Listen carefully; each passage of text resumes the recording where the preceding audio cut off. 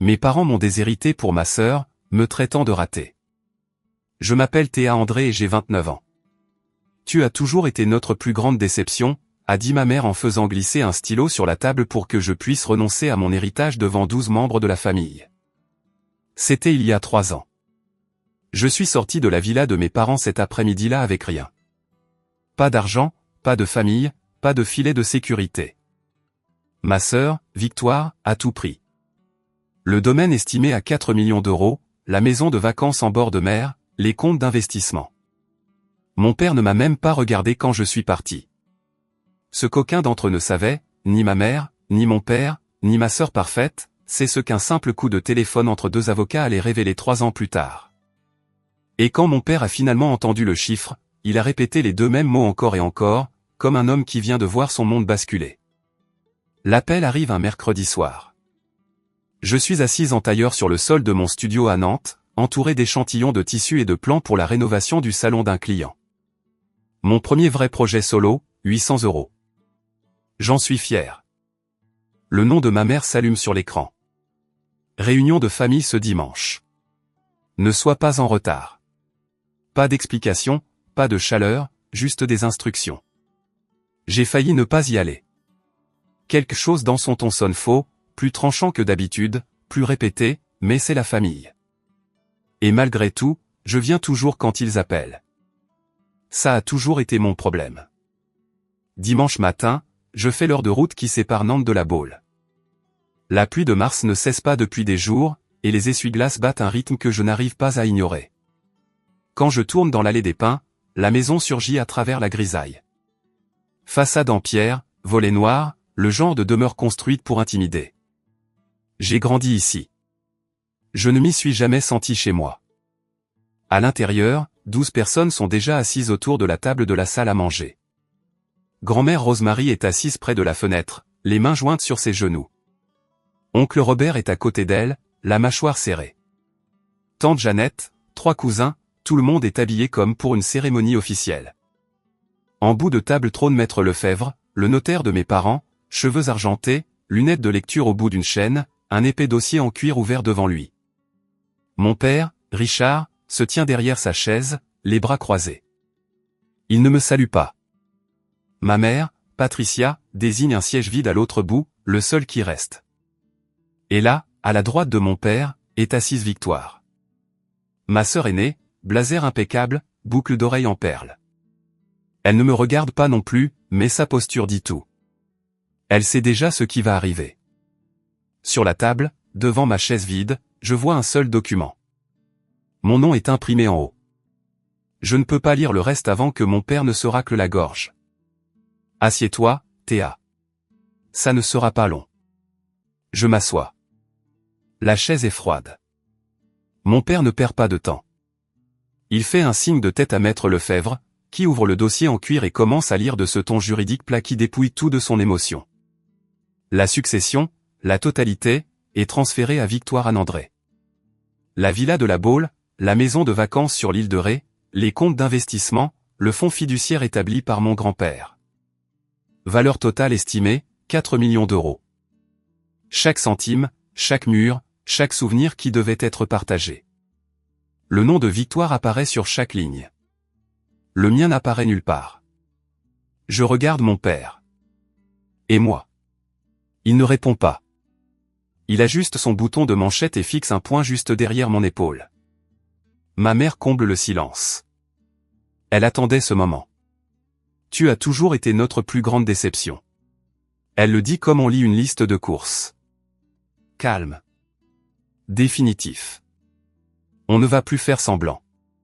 La pièce ne bouge pas. Grand-mère Rosemary regarde ses mains. Oncle Robert remue sur sa chaise, mais ne dit rien. Tante Jeannette étudie la table. Mes cousins évitent mon regard comme si j'avais déjà cessé d'exister. Victoire reste parfaitement immobile. Elle ne parle pas, mais je le saisis. Le plus petit étirement au coin de sa bouche. Pas tout à fait un sourire. Mais assez proche. Maître Lefebvre se racle la gorge. Il fait glisser le document vers moi. Une renonciation au droit de succession. Des onglets prépositionnés indiquent déjà où signer. Nous aurons besoin de votre signature pour finaliser. Je regarde le stylo. Je regarde ma mère. Son menton est levé. Elle me met au défi de faire un scandale. Je prends le stylo. Ma main est stable. Cela me surprend moi-même. Je t'ai entendu, maman. Je signe. Je me lève avant que l'encre ne soit sèche. Personne ne m'arrête. Personne ne dit « Attends ». Personne ne demande « Ça va ?» La pièce expire alors que je recule de la table, non pas de soulagement, mais avec la compréhension collective que la partie inconfortable est terminée pour eux. Je marche dans le couloir vers la porte d'entrée. Mes pas résonnent sur le parquet. À ma gauche, le mur de photos. Je suis passé devant 1000 fois. 3 photos encadrées. La remise de diplôme de droit de Victoire. Elle recevant un prix d'excellence. Elle debout entre maman et papa sur un balcon à Rome. Des cadres argentés parfaitement espacés. Il n'y a aucune photo de moi. J'ouvre la porte d'entrée. La pluie n'a pas cessé. Mon téléphone vibre avant que j'atteigne ma voiture. Un SMS de Victoire. Sans rancune, hein? Ce sont juste les affaires. Je le fixe pendant 10 secondes, puis je l'efface. Le trajet de retour vers Nantes dure 1 heure, mais je m'arrête au bout de 20 minutes. Je me gare sur la bande d'arrêt d'urgence, je coupe le moteur et je reste là. Les voitures passent en trombe. La pluie martèle le toit. Je ne pleure pas. Je ne crie pas. Je reste juste avec ça. Le poids d'être soustraite de sa propre famille comme une ligne sur un fichier Excel. 40 minutes. Puis je redémarre la voiture. Quand je rentre, mon appartement est exactement comme je l'ai laissé. Échantillon de tissu par terre, plan du client épinglé au mur, un bol de céréales sur le comptoir depuis le petit déjeuner. Je vérifie mon compte en banque. 3200 €. Pas de famille, pas de relation, personne pour m'aider. Je m'assois sur le sol de la cuisine ce soir-là et je fais une liste. Pas de ce que j'ai perdu, mais de ce qu'il me reste. C'est une liste courte, mais c'est la mienne. Le premier client annule un mardi. Bonjour Théa. Nous avons décidé de prendre une autre direction. Bonne chance. Pas d'explication. J'envoie une réponse polie et je passe à autre chose. Ces choses arrivent. La deuxième annulation tombe 4 jours plus tard. Celle-ci pique davantage. C'était une rénovation complète de cuisine. 3 semaines de planification, mesures déjà prises. La propriétaire appelle au lieu d'envoyer un email. Nous avons entendu dire que vous traversiez des problèmes personnels, dit-elle prudemment. Nous pensons juste qu'il est préférable de travailler avec quelqu'un de plus stable en ce moment. Je demande qui lui a dit ça. Elle hésite. Je préfère ne pas le dire. Quelque chose de froid s'installe dans mon estomac. 2 annulations en 1 semaine. Les 2 utilisant un langage qui semble répété. Les 2 s'éloignant pour des raisons qui n'ont rien à voir avec mon travail. Je prends des petits boulots. Un rafraîchissement de salon pour un appartement locatif, 800 €. Une consultation couleur pour un couple en banlieue, 200 €. Je mange des céréales au dîner 3 soirs par semaine. Pas parce que je suis romantique à propos de la galère, mais parce que les céréales coûtent 3,50 € la boîte. Toucher le fond n'est pas dramatique. C'est silencieux. C'est diviser un paquet de pâtes en 3 repas et appeler ça faire un budget. La 3e semaine, j'essaie la seule bouée de sauvetage familiale qu'il me reste. Oncle Robert, le frère cadet de mon père. Il a toujours été plus doux que papa. Il m'a dit un jour que mon œil pour la couleur lui rappelait grand-mère Rosemary. Théa, je t'aime, dit-il au téléphone. Mais ne me mets pas au milieu de tout ça. Il raccroche et je comprends qu'il n'y a pas de milieu. Il y a la famille André et il y a moi. 2 pays distincts maintenant. Ce soir-là, un email arrive d'une adresse que je ne reconnais pas. Une demande de consultation design pour un pantouse à Bordeaux. Budget conséquent. J'ai failli l'effacer. Ça semble trop beau pour être vrai. Je ne l'efface pas. La vérité me trouve dans un café du centre-ville. C'est un samedi matin, environ 6 semaines après la réunion. Je revois des croquis pour une salle de bain, le seul projet qu'il me reste, quand une femme s'approche de ma table. Claire Dubois, ancienne cliente. J'avais redécoré son bureau l'automne précédent. Théa, je pensais bien que c'était toi. Elle s'assoit sans demander. Son visage est étrange. Moitié culpabilité, moitié curiosité. Je dois te demander quelque chose. Tu fais toujours du design? Bien sûr. Pourquoi? Elle remue son café lentement. Parce que ta sœur m'a dit que non. Les mots atterrissent comme une gifle. Victoire t'a appelé. Pas directement. Elle l'a mentionné lors d'un dîner. Elle a dit que tu avais pris du recul par rapport au métier. Que tu traversais une période difficile. Claire marque une pause, me regarde comme si elle décidait de ce qu'elle pouvait partager. Elle a aussi dit que tu avais été écarté de la famille pour des raisons qu'elle ne pouvait pas détailler. Elle a fait en sorte que ça paraisse grave, Théa. Comme si c'était judiciaire. Il y avait des gens de l'immobilier à ce dîner. Les rumeurs circulent vite. Je pose mon crayon. Mes mains tremblent. Pas de tristesse cette fois, mais de quelque chose de plus dur. Est-ce qu'elle a dit quelles étaient les raisons? Non. C'est ce qui a rendu la chose pire. Elle a laissé planer le doute. Les gens ont rempli les blancs. Je comprends maintenant. Les annulations, la distance soudaine. Victoire n'a pas juste pris mon héritage. Elle brûlait la terre derrière moi. Calmement, socialement, avec une capacité de déni plausible. Pas d'empreinte, juste des murmures dans des dîners mondains. J'ai envie de l'appeler. J'ai envie de hurler. Au lieu de cela, je remercie Claire. Je finis mon café et je prends une décision juste là, assise sur cette banquette avec mon latte à 6,50 € et ma liste de clients ruinés. Je n'affronterai pas Victoire. Je ne supplierai pas mes parents. Je vais reconstruire ailleurs. Là où elle ne peut pas m'atteindre. 3 mois après la réunion, je brise ma propre règle et j'appelle ma mère. Pas pour supplier, pas pour pleurer. J'ai besoin d'une réponse. Elle décroche à la 3e sonnerie. Théa. Pas une question, pas une salutation, juste une reconnaissance que j'existe encore. Tu l'as planifié, maman? Silence. La réunion, les 12 personnes, Maître Lefebvre, tout ça. C'était prévu? Nous avons fait ce qui était le mieux pour la famille. Pour la famille ou pour Victoire? Victoire ne nous a jamais donné de raison de nous inquiéter. Je ne vous en ai jamais donné non plus. S. Il lance plus long cette fois. J'entends sa respiration. J'entends le robinet de la cuisine qui goutte. Celui que papa doit réparer depuis 7 ans. C'est étrange, les détails dont on se souvient quand votre mère décide si elle va être honnête avec vous. Théa, sa voix s'adoucit, mais c'est la douceur de quelqu'un qui explique quelque chose à un enfant. Si tu nous avais écoutés depuis le début, si tu avais fait du droit, ou au moins obtenu un vrai travail, rien de tout cela ne serait arrivé. Tu as choisi ça. Voilà, c'est le cœur du problème. Dans le monde de Patricia André, l'obéissance équivaut à l'amour. J'ai désobéi, donc je ne suis pas éligible. C'est la dernière fois que j'appelle ce numéro. Ne sois pas dramatique. Je ne suis pas dramatique, maman. Je suis clair. Je raccroche et je tiens parole. Pas d'appel, pas de SMS, pas de mais. Pas ce mois-là. Pas le mois d'après. Le silence entre nous devient un mur. Et chaque jour où je ne tends pas la main vers le téléphone, il grandit d'1 centimètre. Je ne suis plus en colère.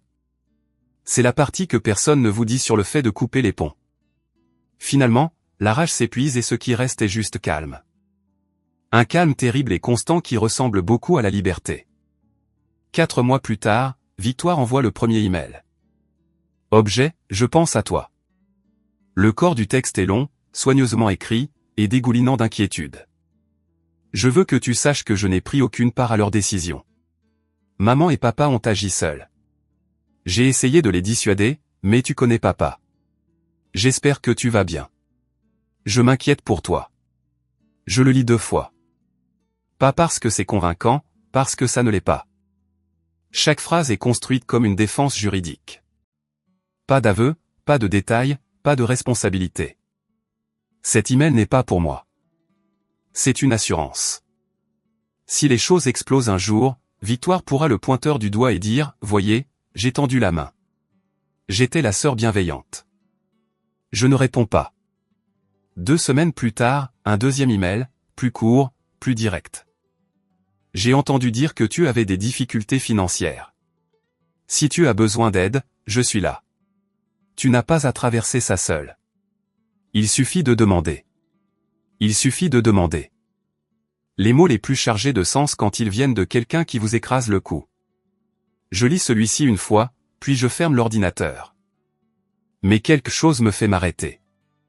Un petit instinct, le genre qui vit au fond du cerveau où se prennent les décisions de survie. J'ouvre l'ordinateur à nouveau. Je crée un nouveau dossier dans ma boîte de réception. Je l'étiquette simplement « V ». Je glisse les 2 emails dedans. Je ne sais pas ce que je ferai avec. Je ne sais même pas s'ils importent, mais mon instinct me dit de garder une trace. Victoire est méticuleuse. Elle prévoit 3 coups d'avance. Si elle envoie des emails aussi polis, elle construit un récit, et je devrais en garder un aussi. La gentillesse de Victoire venait toujours avec une facture. Je n'avais juste jamais pensé à vérifier les petits caractères avant. Le pantouse de Bordeaux change tout. L'email mystère de la 3e semaine s'avère appartenir à une femme nommée Marguerite Cavalier, 62 ans, self-made woman, propriétaire de biens commerciaux à travers la France. Des yeux perçants, des bagues en argent à 3 doigts, le genre de poignée de main qui vous dit qu'elle a été sous-estimée toute sa vie et qu'elle a adoré prouver aux gens qu'ils avaient tort à chaque fois. Nous nous rencontrons au Pantouse, dernier étage, vue sur la Garonne. L'espace est un désastre. Le locataire précédent a vidé la cuisine et est parti. Murs mis à nu, tuyaux apparents. La plupart des designers verraient un problème. Je vois une cathédrale. Marguerite me regarde arpenter les pièces pendant 40 minutes. Je ne fais pas de pitch. Je ne vends rien. Je me déplace simplement dans l'espace, touchant les surfaces, mesurant les angles de lumière avec ma main, m'accroupissant pour vérifier les lignes de vue. Quand j'ai fini, elle se tient dans l'encadrement de la porte, les bras croisés et un très léger sourire. Vous voyez l'espace différemment de tous ceux que j'ai rencontrés. Le projet prend 5 mois. Budget, 120 000 €. Plus d'argent que je n'en ai jamais géré. Je ne dors pas beaucoup. Je source des matériaux dans des dépôts-ventes et des ateliers d'artisans. Chaque choix est délibéré. Chaque coin raconte une histoire. Quand c'est fini, Marguerite marche à travers le Pantouse terminé et ne dit pas un mot pendant un long moment. Puis elle se tourne vers moi. J'ai 3 collègues qui ont besoin de quelqu'un exactement comme vous. En 2 mois, j'ai 4 projets actifs, des vrais, pas des rafraîchissements de salon à 800 €, mais des rénovations résidentielles complètes avec des clients qui m'ont trouvé grâce au nom de Marguerite. Au cours d'un dîner un soir, Marguerite mentionne quelque chose qui s'enregistre à peine sur le moment, mais plus tard, bien plus tard, cela aura une importance énorme. Je m'intéresse à l'hôtellerie de charme. Si jamais vous voulez investir votre temps, pas votre argent, j'aimerais en parler. Je n'investis pas dans les gens qui ont besoin d'être sauvés, me dit-elle. J'investis dans les gens qui ont juste besoin d'une porte. 8 mois après la réunion familiale, je quitte l'Ouest. Le projet d'hôtel-boutique de Marguerite est à Annecy, une ville nichée dans les Alpes, pleine d'artistes, de randonneurs et de gens qui ont choisi un autre genre de vie. Cela ressemble au bon endroit pour arrêter de courir et commencer à construire. Je charge ma voiture, une vieille Peugeot avec une bosse sur la portière passager, et je conduis vers les montagnes. Tout ce que je possède tient dans le coffret sur la banquette arrière. Échantillon de tissu, un carton de livres, 3 plantes que je refuse d'abandonner. À Annecy, je loue un 2 pièces au-dessus d'un atelier de poterie. Le plancher craque. La pression de l'eau est une suggestion. C'est parfait. Je dépose les statuts pour une SARL. Je choisis le nom avec soin, Atelier André. Pas de ETA, pas de prénom. Un nouveau départ nécessite un nom propre. Marguerite et moi formalisons notre arrangement. Elle investit 150 000 € dans l'atelier André, pas par charité, mais un accord commercial avec des termes, des marges et des étapes. Je gère le design. Elle me connecte avec des propriétaires cherchant à rénover des espaces commerciaux. Partage des bénéfices au pourcentage. Tout est documenté. Je travaille 14 heures par jour. Certains soirs, je m'endors à mon bureau avec un crayon encore à la main. Je ne regarde pas les réseaux sociaux. Je n'appelle pas la boule. Le monde d'où je viens rétrécit un peu plus chaque semaine jusqu'à ressembler à quelque chose que j'ai vu dans un film autrefois. Puis un mardi matin, mon téléphone vibre avec un nom que je n'ai pas vu depuis des années. Daniel Rive, ami de fac, maintenant avocat en droit immobilier à Lyon. Il a repéré l'atelier André dans un registre des sociétés. C'est toi. Théa André à la tête d'une boîte de design? Félicitations. Qu'a fait un de ces jours? Pour la première fois en 8 mois, je souris sans y penser. Je réponds, dis-moi où. Daniel Rive ressemble exactement à mes souvenirs. Grand, un peu froissé, le genre de gars qui porte un costume comme s'il lui rendait service. Nous nous retrouvons dans un café du centre de Lyon. Il commande un café noir. Je commande la même chose. Certaines choses ne changent pas. On prend des nouvelles. Il exerce depuis 5 ans. Bon client, travail stable. Il demande des nouvelles de l'atelier André. Je lui raconte les bases. Hôtellerie de charme, rénovation commerciale, l'investissement de Marguerite. Il écoute attentivement. Les avocats le font toujours. Puis je lui raconte la partie que je n'ai pas dite à grand monde. La réunion, la signature, les 12 proches, les mots de Patricia. Daniel pose sa tasse. Son expression passe d'amicale à concentrée. Attends, ta sœur Victoire André? Oui. De la Baule, elle travaille dans un cabinet à Paris. C'est elle. Pourquoi? Il reste silencieux un moment, analysant quelque chose dans sa tête. Son nom est apparu dans une transaction que je révisais la semaine dernière. Une affaire commerciale dans le Sud-Est. Elle était en copie cachée sur une chaîne de mai entre un courtier et un groupe de gestion immobilière. Ça n'a pas de sens. Victoire ne fait pas d'immobilier commercial. C'est ce que je pensais. Il se penche en avant. Théa, dans ses emails, ta sœur les mettait en garde contre toi. Elle disait que tu n'étais pas fiable, que ta famille avait coupé les ponts avec toi pour de graves problèmes financiers. Elle a utilisé ton nom complet. Le café a un goût de cendre. Elle leur a dit de ne travailler avec personne lié à Théa André. Je ne parle pas. Le bruit du café comble le vide. Machine à expresso. Rire. La playlist de quelqu'un qui filtre à travers des haut-parleurs bon marché. Daniel me regarde attentivement. Ne fais rien pour l'instant, dit-il. Laisse-moi vérifier. Mais Théa, si c'est ce que je pense, ta sœur n'était pas juste la favorite. Elle travaillait activement contre toi. Je hoche la tête. Mes mains sont à plat sur la table, stable. Mais sous la surface, quelque chose bouge. Je dois mettre l'histoire en pause une seconde car c'est le moment où tout bascule. Si vous étiez moi, si vous veniez de découvrir que votre propre sœur agissait dans votre dos, sabotant votre nom, s'assurant que vous ne puissiez pas reconstruire, que feriez-vous? L'affronteriez-vous, ou continueriez-vous à construire en silence? Mettez votre réponse dans les commentaires. A pour affronter, B pour le silence. Et si cette histoire vous touche en ce moment, le bouton s'abonner est juste là. C'est gratuit. Ça aide plus que vous ne le pensez. Ok, continuons, parce que ce qui s'est passé ensuite, je ne l'ai pas vu venir non plus. 18 mois après avoir quitté l'Ouest, l'atelier André termine son 12e projet. Je tiens un journal de bord dans un carnet en cuir que Marguerite m'a offert. Chaque projet, chaque chiffre. 12 rénovations, chiffre d'affaires annuel, 1,2 million d'euros. Ça ne semble toujours pas réel quand je l'écris. Marguerite et moi faisons notre première acquisition majeure, un immeuble commercial négligé dans le sud d'Annecy. 3 étages, extérieur en briques, condamné par la mairie 2 ans auparavant. Tout le monde nous dit que c'est un gouffre financier. Nous voyons autre chose. Je redessine l'intérieur. Marguerite gère les permis et le zonage. Nous y consacrons 6 mois et chaque euro disponible. Quand nous avons fini, le bâtiment abrite 4 locataires de détail de luxe et 2 studios de design. Bénéfice net après rénovation, 340 000 euros. Mon nom commence à apparaître dans les magazines de design régionaux, un article dans Art et Décoration Alpes. Une mention dans une newsletter immobilière lyonnaise. De petites reconnaissances, mais elle signifie tout pour quelqu'un à qui on a dit qu'elle n'arriverait jamais à rien.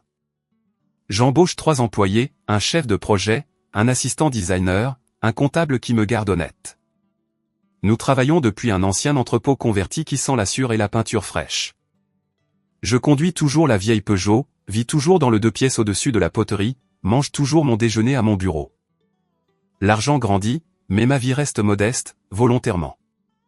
Puis un soir, autour d'un plat thaï dans la cuisine de Marguerite, elle mentionne quelque chose qui s'enregistre à peine sur le moment. Il y a une parcelle de terrain à Pornichet. Elle vient d'arriver sur le marché. Elle est adjacente à quelques domaines résidentiels du côté de la Baule. Elle observe mon visage. Je sais ce qu'elle me dit. Pornichet borde le quartier de mes parents. Je ne scie pas. Envoie-moi l'annonce. 3 ans après le jour où j'ai signé ces papiers, j'entre au gala annuel de charité de l'immobilier au Marriott de Nantes. J'ai failli ne pas venir. Quand Marguerite l'a mentionné, 200 invités, tenue de soirée, tous les noms de l'immobilier régional, mon premier instinct a été de dire non. Je ne suis pas prête à me tenir dans une salle pleine de gens qui pourraient connaître ma famille, qui pourraient avoir entendu la version de Victoire, mais Marguerite ne me laisse pas me cacher.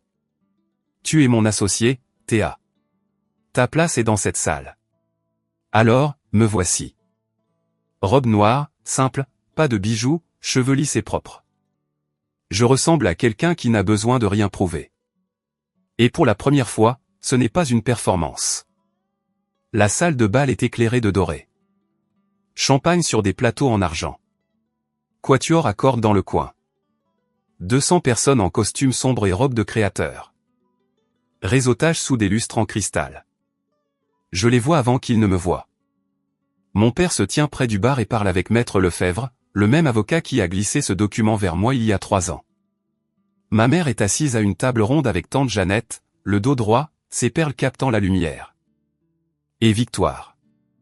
Elle est à travers la pièce, en pleine conversation avec un groupe d'hommes aux cravates coûteuses, riant, gesticulant, dans son élément. Ma poitrine se serre. 3 ans de silence et mon corps réagit encore à eux comme un système d'alarme. Marguerite pose une main sur mon bras. Respire. Je respire. Puis Patricia tourne la tête. Nos yeux se croisent à travers 20 mètres de sol poli. Sa coupe de champagne s'arrête à mi-chemin de ses lèvres. Victoire remarque l'expression de sa mère, suit son regard, me trouve pendant une seconde entière. Personne ne bouge. Puis Marguerite marche droit vers la table des André et je marche avec elle. Marguerite tend la main à Maître Lefebvre comme à un vieux collègue. Ils le sont probablement. Gérald, ravi de vous voir. Elle se tourne doucement, un bras désignant ma direction. Avez-vous rencontré mon associé, Théa André, la force créative derrière l'atelier André?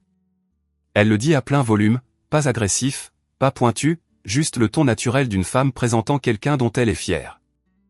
La moitié des tables environnantes l'entend. Richard se tourne lentement.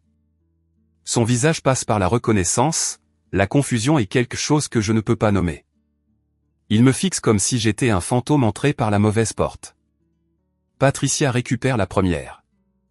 Elle le fait toujours. Théa. Son sourire apparaît comme un interrupteur. Instantané. Répété. Prêt pour la caméra. Quelle surprise. Nous étions si inquiets pour toi. Elle tend la main vers la mienne. Je la laisse la prendre. Une pression, puis je me retire. J'apprécie ça, maman. Je vais bien. Victoire apparaît au bord de la table. Elle m'observe comme un joueur d'échecs observe un coup inattendu.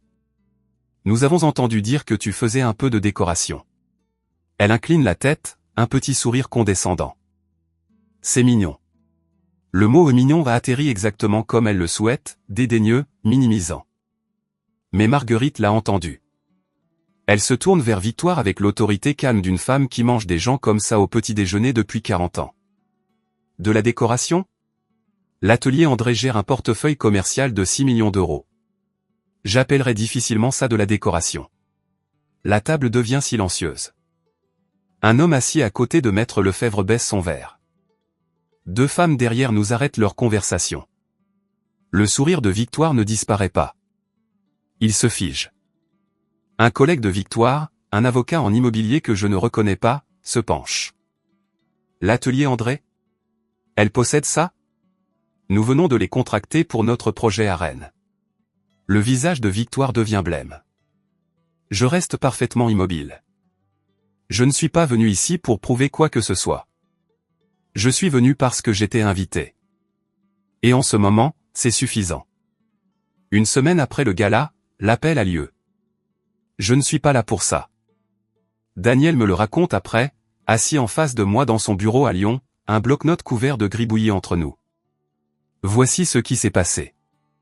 La propriété de Pornichet, la parcelle que Marguerite et moi achetons, est adjacente au domaine de la famille André. La procédure standard exige une vérification des limites et des titres. Daniel, en tant que mon avocat, contacte l'avocat du dossier pour la propriété voisine. Cet avocat est Maître Lefebvre. Daniel passe l'appel. Routine professionnelle. Il identifie l'entité acheteuse.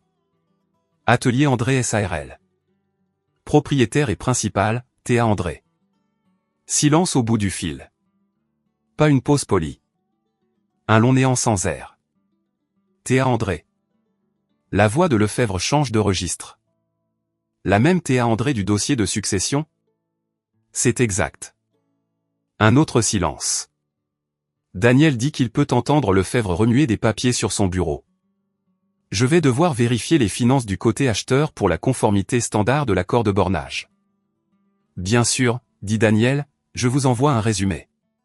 Portefeuille total de l'atelier André, y compris les biens immobiliers et les actifs commerciaux, environ 9,4 millions d'euros. Daniel me dit que le silence a duré 15 secondes. 15 secondes. Il le sait parce qu'il a compté. Puis Lefebvre a dit très doucement, je vais devoir contacter mon client. C'était tout. Pas de commentaires, pas de questions, juste le son d'un homme recalibrant tout ce qu'il pensait savoir sur une famille qu'il sert depuis 20 ans. Daniel pose son stylo et me regarde à travers la table. Il n'a pas dit un mot pendant environ 15 secondes. Théa, c'est long pour un avocat. Je hoche la tête. Mes mains sont sur mes genoux. Mon pouls est stable. Mais quelque part au fond de ma poitrine, derrière le calme, le professionnalisme et les 3 ans de silence, quelque chose expire enfin. Maître Lefebvre appelle Richard André le même après-midi. J'apprends les détails plus tard par Daniel, par des documents, par la version qui finit par me revenir que je le veuille ou non. Mais voici ce qui s'est passé dans le bureau de la maison de la Baule, derrière une porte en acajou fermée, un mardi ordinaire. Lefebvre expose les faits simplement. Une transaction de propriété, parcelle adjacente, acheteur atelier André, détenu et géré par Théa André. Valorisation nette des actifs combinés, environ 9,4 millions d'euros. Richard ne dit rien pendant un long moment. Puis, c'est impossible. Lefebvre répète le chiffre, confirme la documentation, note qu'aucun fonds de la famille André n'apparaît nulle part dans la structure du capital de l'entreprise. Elle a construit ça seule? Selon tous les dossiers que j'ai examinés, oui. C'est impossible. Richard le dit à nouveau, plus doucement cette fois, comme si le mot était la seule chose à laquelle il pouvait se raccrocher. C'est impossible. Patricia est dans la pièce. Elle écoutait sur haut-parleur depuis le fauteuil près de la fenêtre. Son visage n'a pas bougé, mais sa main serre la serviette en lin sur la table d'appoint si fort que ses articulations ont blanchi. Dans le salon, Victoire est au téléphone avec une amie. Sa voix traverse le mur. Tendue. Urgente. Qu'est-ce que tu sais sur l'atelier André, l'entreprise basée à Annecy? Tu en as entendu parler? Richard repose le téléphone. Il fixe le mur où 3 photos de Victoire sont accrochées dans des cadres argentés. Puis il regarde l'espace vide à côté d'elle où une photo de Théa n'a jamais été. Je veux l'appeler. La réponse de Lefebvre est douce mais ferme. Par avocat, Richard. Elle a un conseil maintenant. Cela passe par les voies appropriées. Richard hoche lentement la tête. Et dans ce hochement, quelque chose se brise qui ne se recollera pas. Sa fille a un avocat à cause de lui. Les emails font surface la même semaine. Daniel termine la due diligence pour l'achat de Pornichet. Recherche de titres, vérification d'hypothèque, historique des transactions pour les parcelles environnantes. Routine, ennuyeux. Le genre de paperasse qui fait douter les diplômés en droit de leur choix de vie. mais enterré dans une chaîne de correspondance entre une agence régionale et une société de gestion immobilière, Daniel trouve quelque chose qui n'est pas du tout routinier. Un email de Victoire André envoyé 14 mois plus tôt adressé à un courtier commercial nommé Paul Éric. L'objet, info confidentielle. Le contenu, Victoire exprimant son inquiétude au sujet d'une femme nommée Théa André qui pourrait approcher des entreprises sur le marché du Sud-Est. Elle me décrit comme financièrement irresponsable. Prétend que j'ai été écarté de la famille en raison de sérieux problèmes de confiance. Conseille à Paul d'exercer la prudence avec quiconque est associé à ce nom. Il y a 3 autres emails dans la chaîne. Différents destinataires, même langage, même formulation prudente et dévastatrice. Victoire ne dit jamais rien d'ouvertement faux. Elle implique, elle suggère. Elle laisse le lecteur remplir la pire version de l'histoire. C'est élégant. C'est calculé. Et en France, cela s'appelle de la concurrence déloyale et du dénigrement commercial. Daniel m'envoie la chaîne. Je la lis une fois, assise à mon bureau à Annecy avec la lumière de la montagne traversant la fenêtre. Je ne crie pas. Je ne pleure pas. Je ferme l'ordinateur et je reste avec ça pendant 1 heure entière. Puis je l'ouvre à nouveau et j'appelle Daniel. C'est suffisant? Plus que suffisant. Depuis quand le sais-tu? Je les ai trouvés il y a 2 jours. Je voulais vérifier avant de te le dire. Je hoche la tête même s'il ne peut pas me voir. Garde-les en sécurité, dis-je.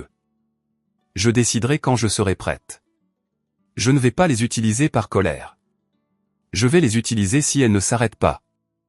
Laissez-moi sortir de l'histoire un instant parce que nous avons atteint le point de bascule et je veux avoir votre avis. Théa a les preuves. Elle a l'argent. Elle a tous les droits légaux de porter ça devant les tribunaux. Mais voici la question. Si vous étiez elle, poursuivriez-vous votre propre sœur en justice ou vous en iriez-vous en laissant votre succès parler de lui-même? A pour poursuivre, B pour partir. Dites-le moi dans les commentaires. J'ai lu chacun d'entre eux jusqu'à présent, et je ne vais pas m'arrêter maintenant. Revenons-y, car ce que Théa décide, ce n'est pas ce à quoi vous vous attendez. 2 jours plus tard, Daniel reçoit l'appel. Maître Lefebvre, au nom de Richard André, ton formel, mot prudent. Mon client souhaiterait organiser une rencontre avec Madame André, une conversation familiale. Daniel me demande. J'y pense pendant une journée entière. Je reste avec ça comme j'ai appris à rester avec chaque décision difficile ces 3 dernières années, sans me précipiter, sans réagir, sans laisser l'ancienne version de moi prendre le volant. Puis je dis à Daniel, non. Si mon père a quelque chose à dire, il peut le mettre par écrit. Richard écrit. La lettre arrive par le bureau de Lefebvre sur du papier personnel, pas un en-tête juridique, son écriture manuscrite. Théa, je suis incroyablement fier de ce que tu as accompli. Je n'en avais aucune idée. J'aimerais te voir. Nous avons beaucoup à discuter. Pouvons-nous parler? Je la lis à ma table de cuisine. Je la relis debout à la fenêtre. Je la lis une 3e fois assise par terre comme je l'ai fait la nuit où tout s'est effondré. Il est fier. Bien sûr qu'il l'est, parce que maintenant il y a un chiffre attaché à mon nom. 9,4 millions d'euros de validation. Mais où était cette fierté quand je gagnais 800 € par projet? Où était cette fierté quand je mangeais des céréales au dîner? Quand je ne pouvais pas garder un client parce que son autre fille empoisonnait tous les puits dans un rayon de 3 régions? Je dicte ma réponse à Daniel. Il l'envoie par Lefebvre. Merci, papa. Mais je n'ai pas besoin d'une fierté qui arrive avec 3 ans de retard.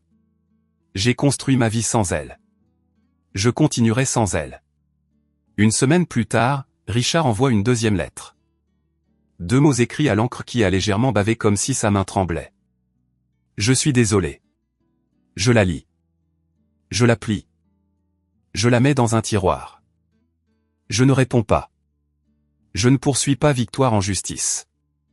Je veux être clair là-dessus. Pas parce que je lui pardonne. Pas encore.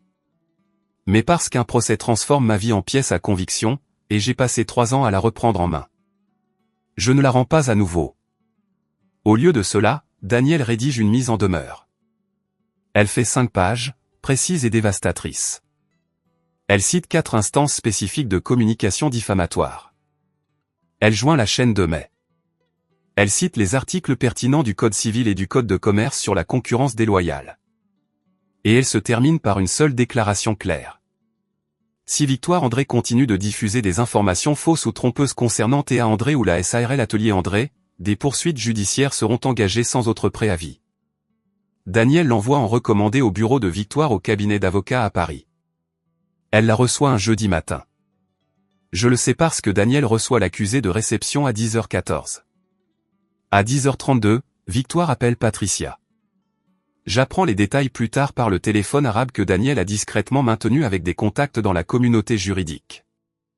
Les nouvelles voyagent dans les petits cercles professionnels, surtout quand une avocate reçoit une mise en demeure à son propre cabinet. Elle a les emails. La voix de Victoire, me dit-on, était plate, contrôlée, mais rapide. La façon dont les gens parlent quand ils calculent les dégâts. Elle a tout ce que j'ai envoyé. Quels emails, demande Patricia. Tous. Tous ceux que j'ai envoyés aux courtiers, aux gestionnaires immobiliers à propos de Théa. Un long silence. On va gérer ça, dit Patricia sur le même ton qu'elle utilisait il y a 3 ans à la table de la salle à manger. Mais ça n'atterrit plus de la même façon. Il y a une fissure maintenant. Ce soir-là, Victoire appelle directement mon téléphone. Première fois en 3 ans. Je regarde son nom s'allumer sur l'écran. Je refuse l'appel. Pas parce que j'ai peur, mais parce qu'il n'y a plus rien à dire. Les emails s'exposent d'eux-mêmes. Je n'ai pas eu à le faire. Je ne les divulgue jamais. Je ne les publie jamais. Je n'en parle jamais à personne en dehors de Daniel et Marguerite. Mais la mise en demeure arrive au cabinet de Victoire pendant les heures de bureau. Une secrétaire juridique traite le courrier. Un associé gérant examine la feuille de couverture dans le cadre du protocole de risque standard. En une semaine, 2 associés seniors du cabinet de Victoire savent qu'elle a utilisé des canaux professionnels pour diffamer sa propre sœur. En 2 semaines, l'associé gérant a une conversation discrète avec Victoire derrière une porte fermée. Elle n'est pas renvoyée, mais elle est réaffectée. Déplacer des transactions commerciales face aux clients vers la conformité interne, un bureau sans fenêtre, plus de déjeuners clients, plus d'événements de réseautage. Dans la communauté juridique, l'histoire se répand comme tous les potins professionnels. Pas avec des feux d'artifice, mais avec des sourcils levés et des références soigneusement formulées. Situation familiale difficile. Problème de jugement. Pas quelqu'un que vous voulez pour représenter vos intérêts. La réputation de Victoire ne s'effondre pas du jour au lendemain. Elle s'érode lentement, de façon permanente, lentement. J'en entends parler par Daniel, qui l'entend de collègues qui l'entendent d'autres collègues. Je ne célèbre pas. Il n'y a rien à célébrer à regarder quelqu'un démanteler sa propre carrière avec des emails qu'elle a choisi d'envoyer. Puis un après-midi, un numéro que je n'ai pas vu depuis 3 ans apparaît sur mon téléphone. Oncle Robert. Théa. Sa voix est plus lourde que dans mon souvenir. Je te dois des excuses. Pourquoi? Pour ce jour-là, la réunion. J'aurais dû dire quelque chose. J'aurais dû me lever. Je ferme les yeux. Merci, oncle Robert. Ça signifie plus maintenant que tu ne le penses. Il demande s'il peut venir me voir un jour. Je lui dis qu'Annecy est magnifique au printemps. Quand on raccroche, je reste assise un long moment. Les emails se sont exposés. Je n'ai pas eu besoin de le faire. La villa de la Baule devient plus silencieuse. J'entends des fragments de ce qui se passe par oncle Robert, qui commence à m'appeler un dimanche sur 2. Il reste léger. La météo, son chien, une histoire drôle sur grand-mère Rosemary. Mais parfois, sans le vouloir, il laisse échapper des détails. Richard a arrêté sa partie de golf hebdomadaire. Il reste assis dans son bureau pendant des heures. Les étagères sont bordées de revues juridiques qu'il n'ouvrira plus jamais. Et quelque part sur son bureau, Robert l'a vu une fois, il y a une impression, un article de magazine sur l'atelier André. Ma photo est dans le coin. Richard l'a lu tant de fois que le papier est mou aux pliures. Patricia tient la ligne. En public, elle raconte à ses amis la même histoire qu'elle raconte depuis 3 ans. Théa a toujours été la difficile, maintenant qu'elle a de l'argent. Tout le monde veut réécrire l'histoire. Elle dit ça au brunch, au club de lecture, au marché le samedi matin. Mais Robert me dit que tard le soir, il l'a entendu à travers la porte de la salle de bain pleurer, pas le genre théâtral. Le genre qui semble venir d'un endroit qu'elle n'admettra pas exister à la lumière du jour. Richard envoie une troisième lettre, manuscrite, comme la seconde. Plus longue cette fois. Je ne te demande pas de revenir. Je sais que je n'ai plus ce droit. Je veux juste que tu saches que j'avais tort. Je le vois maintenant. Je te vois maintenant. Je sais qu'il est trop tard. Je la lis assise sur mon balcon à Annecy. Les montagnes deviennent dorées. L'air sent le feu de bois et la pluie. Je pleure pour la première fois en 3 ans. Je me laisse pleurer. Pas de douleur, mais de l'envie d'obtenir quelque chose dont on a eu désespérément besoin longtemps après avoir appris à vivre sans. Je plie la lettre. Je la mets dans le tiroir avec l'autre. Je ne réponds pas. Marguerite me le dit au dîner un mardi comme si de rien n'était. Nous sommes dans sa ferme à l'extérieur d'Annecy. Elle a fait un poulet rôti et ouvert une bouteille de vin qu'elle gardait pour aucune occasion particulière. Le feu est bas.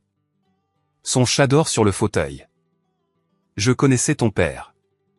Je pose ma fourchette. Pas maintenant, dit-elle. Il y a 30 ans, quand je lançais ma première entreprise, Richard André était un jeune avocat ambitieux. Brillant. Il était l'un de mes premiers conseillers juridiques. Je ne parle pas. Il était bon dans son travail, mais il mesurait tout en chiffres, revenus, retours. Si ça ne pouvait pas être quantifié, ça n'existait pas pour lui. Elle marque une pause. Il m'a dit un jour que je manquais de vision, que l'immobilier de charme ne passerait jamais à l'échelle. J'ai mis fin à son contrat cette semaine-là. 1 an plus tard, mon entreprise dépassait toutes les projections qu'il avait faites. Elle me regarde à travers la table avec une stabilité en laquelle j'ai appris à avoir confiance plus que tout. Quand tu m'as contacté pour la première fois pour le Penthouse de Bordeaux, je ne savais pas qui tu étais. Je t'ai embauché parce que ton portfolio était remarquable. J'ai découvert que tu étais la fille de Richard plus tard, quand tu m'as parlé de la réunion. Et j'ai décidé que je n'allais pas laisser l'histoire se répéter. Elle tourne son verre de vin lentement. Pas parce que je déteste ton père. Ce n'est pas le cas. Mais parce que je sais ce que ça fait d'être rejeté par quelqu'un qui ne peut pas voir au-delà de sa propre règle de mesure. Je reste avec ça un long moment. Marguerite ne m'a pas sauvé. Elle m'a reconnu. Elle a reconnu le regard dans mes yeux qu'elle avait vu une fois dans son propre miroir il y a 30 ans, debout dans le bureau d'un jeune avocat, s'entendant dire qu'elle ne serait jamais assez. Merci, dis-je. Ne me remercie pas, continue juste à construire. 6 mois après le gala, la vente de Pornichet est conclue. Je ne construis pas une maison dessus. Je ne construis rien pour moi-même. Au lieu de cela, je le convertis en un espace de travail créatif partagé.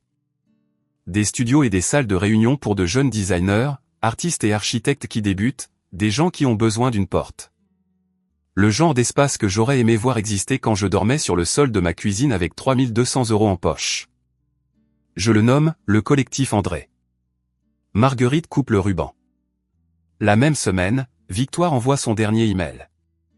Je sais que j'ai merdé. Je sais que ce que j'ai fait était mal. Peut-on parler, s'il te plaît? Cette fois, je réponds. Il me faut 1 heure pour écrire 4 phrases. Victoire, je te pardonne. Je le pense vraiment. Mais le pardon ne signifie pas que je te veux de retour dans ma vie. Je te souhaite le meilleur. J'appuie sur envoyer et quelque chose se desserre dans ma poitrine que je ne savais pas encore serrer. 2 jours plus tard, mon téléphone sonne. Patricia. J'ai failli ne pas répondre, mais quelque chose me dit que cette conversation doit avoir lieu. Pas pour elle, mais pour moi une dernière fois. Tu as prouvé ton point, dit-elle. Maintenant, rentre à la maison. Je me tiens à la fenêtre de mon appartement. Les montagnes sont bleues et infinies. L'atelier de poterie en bas joue quelque chose de doux à la radio. Maman, je n'ai pas prouvé un point. J'ai construit une vie et c'est ici ma maison maintenant. Théa, je t'aime, mais... Je ne peux pas revenir à être quelqu'un que tu ne values que lorsque les chiffres sont bons. Elle est silencieuse. J'entends sa respiration. Et je me demande si elle pleure à nouveau ou si elle est en colère ou si elle est simplement assise dans le silence d'une maison trop grande pour 2 personnes qui ont repoussé la mauvaise fille. Je raccroche doucement. La maison n'est pas un endroit que vos parents possèdent. C'est celui que vous choisissez pour vous-même. Voilà mon histoire. Je ne la raconte pas pour que vous détestiez ma famille. Ce sont des gens. Imparfaits, têtus, parfois cruels, mais des gens. Mon père a été élevé pour croire que le succès ressemblait à une seule chose et il ne pouvait pas le voir quand il se présentait sous une tenue différente. Ma mère croyait que l'amour signifiait le contrôle et quand elle a perdu le contrôle, elle a perdu le langage de l'amour. Ma sœur était terrifiée à l'idée que si je réussissais, toute son identité s'effondrerait parce qu'elle était construite sur le fait d'être meilleure que moi. Ils avaient tort, tous. Mais ce n'étaient pas des étrangers. C'était ma famille. Et c'est ce qui a fait si mal. Voici ce que j'ai appris. Et je le partage non pas comme un conseil, mais comme quelque chose que je porte avec moi. Vous n'avez pas besoin de la permission des gens qui vous ont abandonné pour recommencer. Vous avez juste besoin d'une porte. Parfois, vous devez construire cette porte vous-même. Parfois, quelqu'un comme Marguerite la tient ouverte pour vous. Dans tous les cas, la porte est à vous. Fixer des limites avec la famille n'est pas un abandon. Ce n'est pas de la cruauté. C'est la décision d'arrêter de saigner pour des gens qui ne vous donneront pas de pansement. Aujourd'hui, l'atelier André compte 14 employés. Notre portefeuille dépasse les 10 millions d'euros. Marguerite est toujours mon associé. Daniel est toujours mon avocat. Et chaque matin, je me réveille dans une maison que j'ai achetée moi-même dans une ville que j'ai choisie, vivant une vie que j'ai construite à partir d'un solde de cuisine et d'une liste de ce qu'il me restait. Richard écrit toujours des lettres. Je les lis toujours. Je n'ai pas répondu. Peut-être qu'un jour je le ferai. Peut-être pas. C'est mon choix maintenant. Et si vous êtes là, en ce moment, assis dans les décombres après qu'on vous a dit que vous n'étiez pas assez par les gens qui étaient censés croire en vous, écoutez-moi. La meilleure vengeance n'est pas de leur prouver qu'ils ont tort. C'est de construire une vie si pleine que leur opinion n'y trouve plus aucune place.